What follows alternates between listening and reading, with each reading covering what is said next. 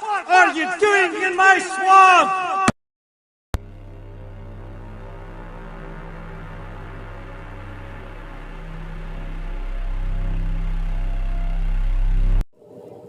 Hello everybody, this is Ogre Boy, and I'm going to be doing my review for the 1973 movie, The Wicker Man.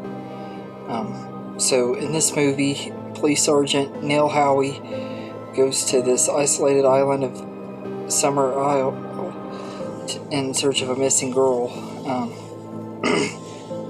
He's a devout Christian and is appalled to find that the inhabitants of the island have abandoned Christianity and now practice a form of Celtic paganism.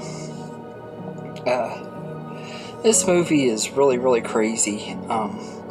It's one that's been on my radar for a long time. I've seen parts of the 2006 remake. I haven't actually seen all of it yet with Nicolas Cage. I'm probably going to review that here before too long as well, but I never saw the full version of that movie because I knew it was a remake and I wanted to see this one too, and I watched it for the first time this morning and I thought it was okay. It has a decent enough cast. It's not like a super great movie, but it has a good cast, especially Christopher Lloyd as Lord Summerisle, I think is how you say his name. If I'm mispronouncing the names, I apologize, but Christopher Lee is great in this movie. He doesn't have a lot of screen time. He becomes a bigger part of the movie towards the end of it, but he's great in here. Like, he's always great in everything I've seen him in. He's really good at playing villains and stuff, and he's really good in this movie.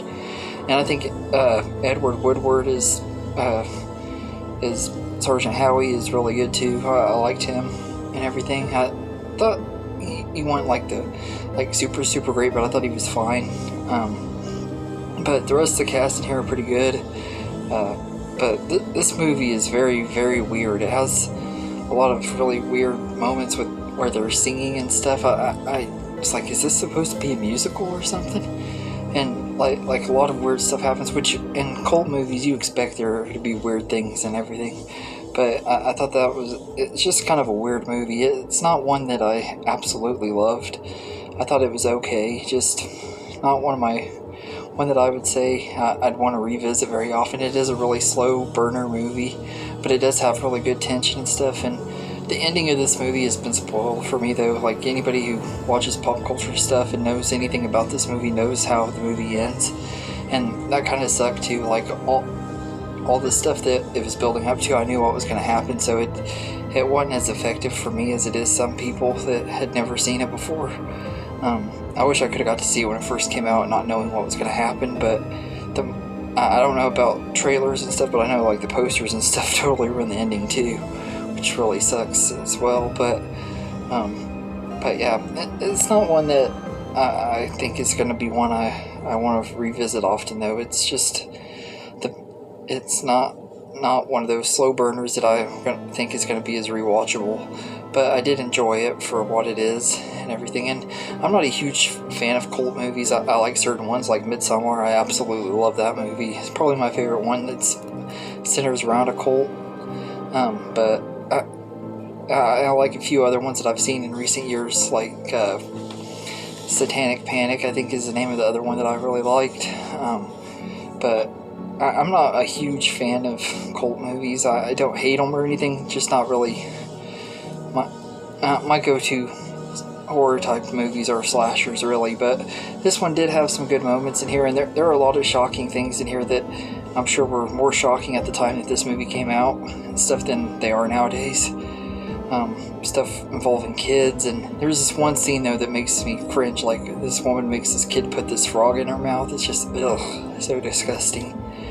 I don't know if they literally did make her put that real life frog in there. It looked like it and everything, but I don't know if maybe they used some kind of special effects and stuff when they, instead of actually having her put a real live frog in her mouth. If they did though, then that's even more disgusting. I give props to that kid for being able to do it, because that is disgusting. But there's also a lot of really weird scenes with nudity and a lot of really weird stuff in this movie. I don't really know how I feel about it, to be honest. Like this movie it's like Midsommar. I'm probably gonna have to sit on it a while and really think about it before I decide how much I like it. Like Midsommar, it took me a while to really decide how much I liked it, and then by the time after rewatching that one, I absolutely loved it on rewatch even more, and it's become one of my favorite horror movies in recent years.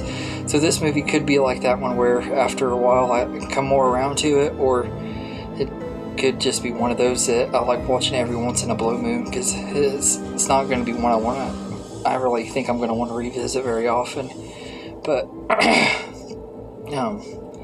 all in all, I think it's a decent movie. It could have been better, and everything. I wouldn't say it's like super overrated, because I know it has a fan base, but it's not like, I don't know how popular this movie is, to be honest with you. But I think it's alright.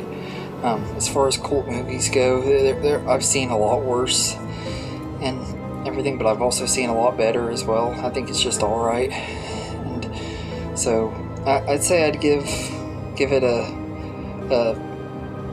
6 out of 10. I think it's a decent enough movie and everything. And I will say one thing that I did like is the music in here, though. It did, even though I thought the songs and stuff were weird and everything, like it was really weird, like all these people were singing throughout the movie. I actually did like the songs and stuff, though. I thought that was kind of cool, especially when they were dancing around the maypole and stuff. That song that the kids and them were singing, that was a pretty catchy little song. But yeah, this movie is weird, and like I said, I didn't fully understand everything that was going on. That's another reason why I didn't find it as enjoyable, to be honest. I'm not really that familiar with a lot of the pagan stuff, because I'm not into that stuff really, so that's probably part of why I didn't enjoy it as much either. But just, I thought it was okay. But anyway, let me know in the comments what you think of The Wicker Man from 1973, and I hope you enjoy this video. And tomorrow's Halloween, so I got one more movie to do for my 31 Days of Horror and everything, and that's going to be the Stanley Kubrick's version of The Shining, which I haven't seen in a few years now, so I'm looking forward to revisiting it. And it's one that I've never reviewed on here, so I'm gonna do that tomorrow. So anyway, I hope you guys enjoyed this video, and let me know in the comments what you think of the movie, and have a good day, everybody.